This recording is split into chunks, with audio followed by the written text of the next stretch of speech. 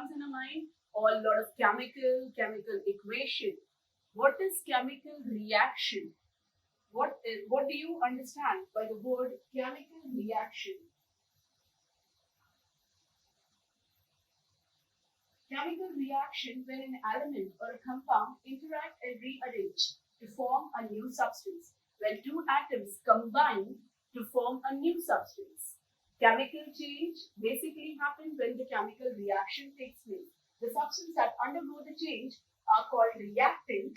The substance which we use to occur this reaction is called reactant, whereas the new product or the new substance which is formed by the end of the reaction is called product. So basically we have two new terms, reactant and product.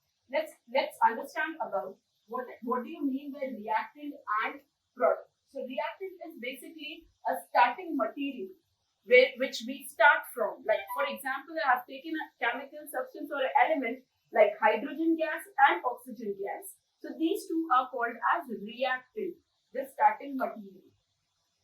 These are the substances that change when it combines with another substance in the chemical reaction. So oxygen combines with hydrogen to form a new substance. So these two are reactants.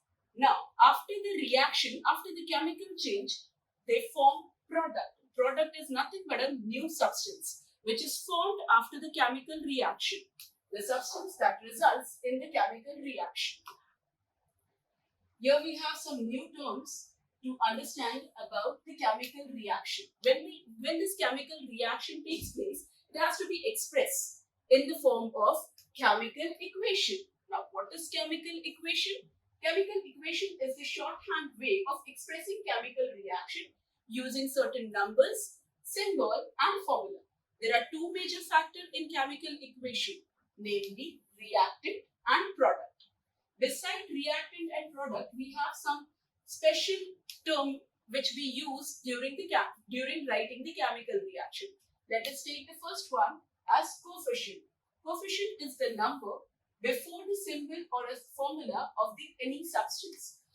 Like we all know that every substance or every compound is being expressed by special formula. Like we have table salt expressed as NaCl, whereas water as H2O.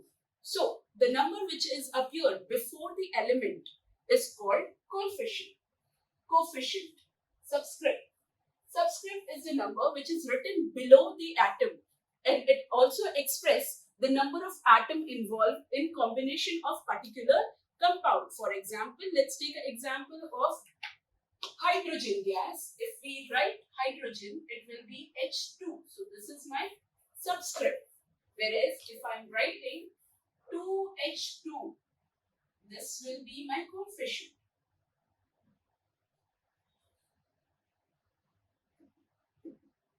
And here this is subscript.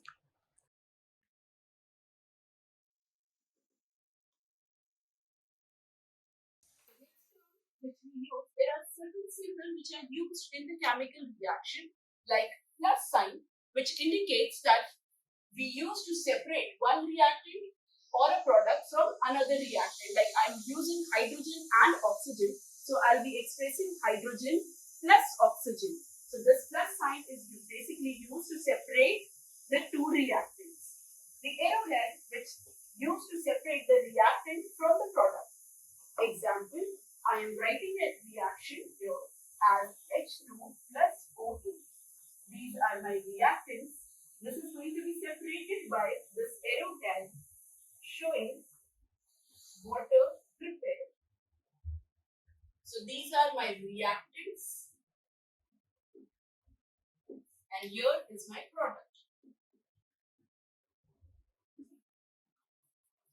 The next symbol which we have here is the symbol of different types of state of matter.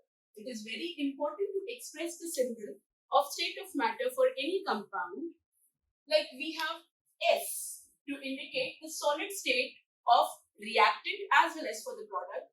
Similarly, we have LNG, small LNG, which express the liquid state and gaseous state. AQ express the substance is prepared under water, or it indicates that the substance is dissolved in the water. It comes from the word aqueous. We have a triangular symbol which indicates the heat is applied or needed for this particular reaction. Let's move towards the example of this particular reaction. Here we have sodium combined with water gives sodium hydroxide and hydrogen gas.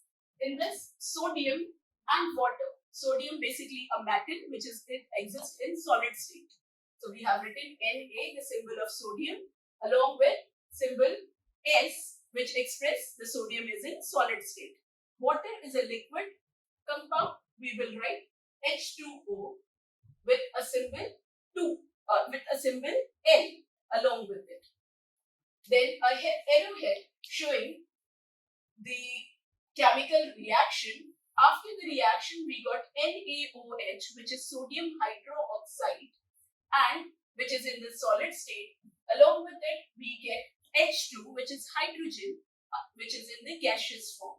Here, before the arrowhead, we have all reactants, whereas after the arrowhead, we have product. Law of conservation of mass, which says that the sum of mass of the product is always same as the sum of the masses of reactant, which means the mass neither be created or destroyed in ordinary chemical reaction. It also means that if I'm using 2 hydrogen atom as a reactant, in product I'll be having 2 hydrogen atom.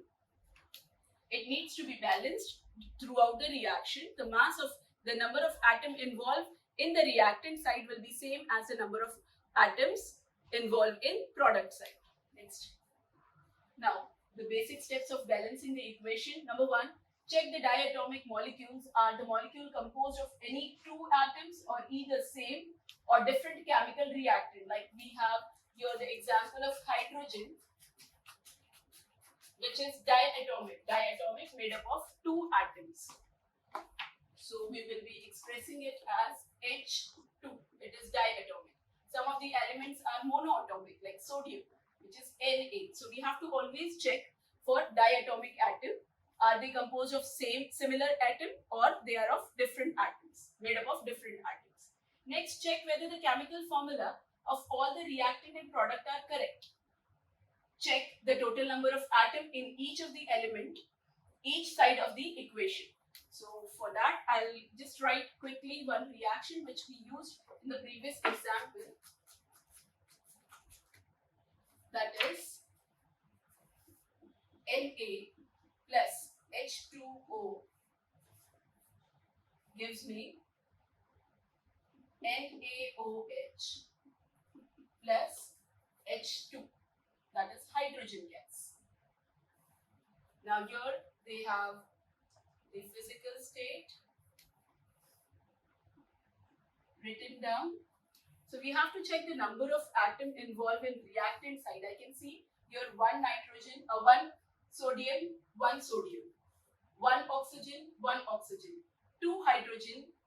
Here we have 1 plus 2, 3 hydrogen. That means this equation is not balanced. So second step is to check the number of atom in the reactant side as well as in the product side. Next. Now balance the element at the same by using coefficient. Must not attempt to balance the equation by changing the subscript. We cannot change the subscript. I cannot make it as 3. But we can always add a coefficient before the compound. So now here what we can do is, first we'll take a table in which we will write all the elements. So first is element column, in which I'm going to write all the elements. First is Na. How many Na we have in the reactant side and to the product side. So we have 1 Na in the reactant side and 1 Na in the product side. It is balanced. Now next is hydrogen. We have 2 hydrogen in the reactant side and in product side we have 3. So not balanced. Next we have oxygen. We have 1 oxygen in the reactant side and 1 oxygen in the product side. So this is balanced again. Here, now we know that we need to balance hydrogen. Rest 2 elements are already balanced. Now we have to find the coefficient for balancing this hydrogen. Here we have 3, here we have 2. I'm going to put 2 before this H2O. Now it becomes 2 into 2. We have to always take a product of coefficient with subscript. That is 2 into 2 becomes 4 hydrogen. Now again this is imbalance. So I'll put a 2 over here before NaOH. Now this becomes 4 hydrogen, 2 plus 2, 4 hydrogen. Now my nitrogen is imbalanced. I have to take 2 over here. This becomes 2 nitrogen, 2 nitrogen. Check. 4 hydrogen, 2 plus 2, 4 hydrogen.